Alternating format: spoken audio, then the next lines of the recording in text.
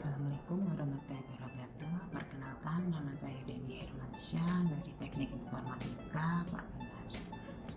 Di sini saya akan memberikan sebuah materi tentang bagaimana membuat game dengan game Construct. Nah, jadi selama ini kita pahami kan bahwasanya bikin game itu harus bisa ngoding. Itu pemahaman yang salah. Jadi tanpa pengetahuan mengoding pun kita bisa membuat game. Nah, tapi ada syaratnya, yaitu kita harus tahu dasar-dasar membuat game. Nah, jadi di sini saya akan memberikan materi pengenalan bagaimana membuat game tanpa mengoding, yaitu bagaimana membuat game dengan game Construct. Oke. Nah, pertama kita harus tahu apa itu game Construct. Game Construct itu adalah salah satu engine atau tool yang digunakan untuk membuat sebuah game HTML5 tanpa coding. Sehingga jadi game Construct ini tuh cocok banget buat pemula yang belum pernah mengenal bahasa pemrograman apapun, dan bagi developer yang ingin membuat sebuah game dalam waktu yang singkat. Nah, Construct sendiri itu apa sih? Nah, Construct adalah salah satu dari sekian banyak game development tool yang dikhususkan untuk game 2 dimensi dengan basis HTML5 dan memudahkan kita dalam membuat game tanpa perlu pengetahuan programming, karena Construct ini tidak memerlukan bahasa pemrograman. Jadi kita bisa dengan mudahnya mendesain sebuah game hanya dengan drag and drop seperti itu. Oke, sampai di sini tahu ya. Jadi game Construct itu apa? Jadi game Construct adalah salah satu game engine atau tool yang digunakan untuk membuat sebuah game tanpa kita harus belajar bahasa pemrograman yang rumit. Oke, jadi keunggulan dari game Construct ini apa sih? Keunggulan dari game Construct ini sendiri itu ada 3. Saya bagi menjadi 3. Yang pertama, mudah dan praktis. Kenapa mudah dan praktis? Ya karena emang mudah. Jadi game Construct ini itu sebenarnya kan ada 2. Ada 2 versi, ada game Construct 2 dan game Construct 3. Kalau game Construct 2 itu kita harus menginstal dulu. Tapi kalau kita pakai game Construct 3, kita nggak perlu install apapun. Kita hanya butuh browser. Contohnya Chrome. Jadi kita tinggal buka Chrome, nanti kita bisa pakai Construct di dalam Chrome. Praktis kan? Mudah. Oke. Terus yang kedua, event system yang powerful. Jadi bikin game tanpa ngoding. Jadi di game Construct ini ada satu event system yang memudahkan kita membuat game itu hanya dengan drag and drop saja. Jadi kita nggak perlu memasukkan bahasa pemrograman yang rumit, yang susah. Jadi kita tinggal drag and drop, maka terjadi kita udah bisa bikin sebuah game dengan game Construct ini. Itu salah satu keunggulannya. Oke, yang ketiga, dengan game Construct ini kita bisa mengekspor ke multi platform. Jadi semua platform bisa.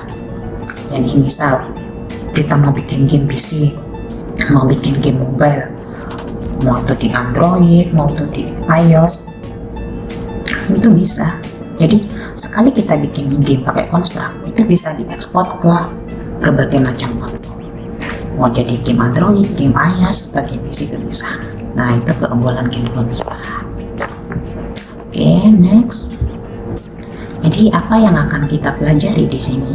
Yang kita pelajari di sini ada 5 hal.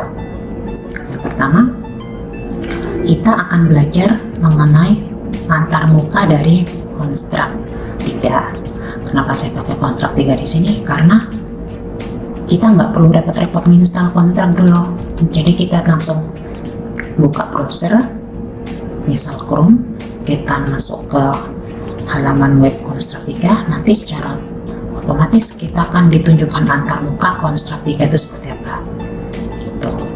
Jadi nanti kita akan belajar bagaimana sih interface dari Construct 3 itu. Ada menu apa aja, ada game object apa aja, kayak gitu. Cara pakai kayak gimana, kita akan belajar di situ. Oke, yang kedua, di di sini kita akan mempelajari tentang jenis game objek pada konstruk 3. Jadi nanti di konstruk 3 itu ada game objek apa aja, kita akan pelajari jenis-jenisnya. Kemudian yang ketiga, kita akan mempelajari behavior dari konstruk 3 itu bagaimana. Jadi sebelumnya di sini saya jelaskan dulu behavior itu seperti apa. Behavior adalah suatu salah satu fasilitas yang disediakan oleh konstruk 3 di mana kita bisa menggerakkan sebuah objek.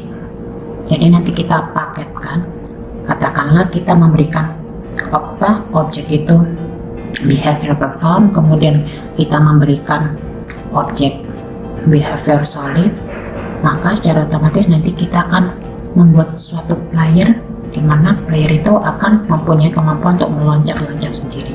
Nah, sepertilah dimaksud dengan behavior. Kita akan pelajari nanti itu kayak gimana.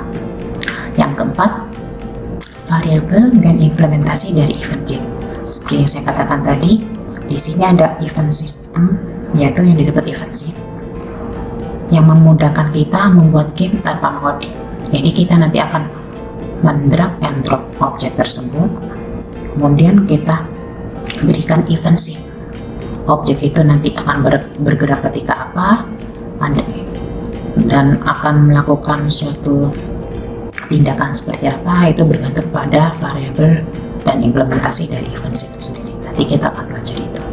Dan yang terakhir, kita akan mempelajari tentang lanjutan dari konstruk 3. Yang dimaksud lanjutan di sini yaitu bagaimana mendebug suatu game dalam konstruk 3, bagaimana mengekspor kayak gitu.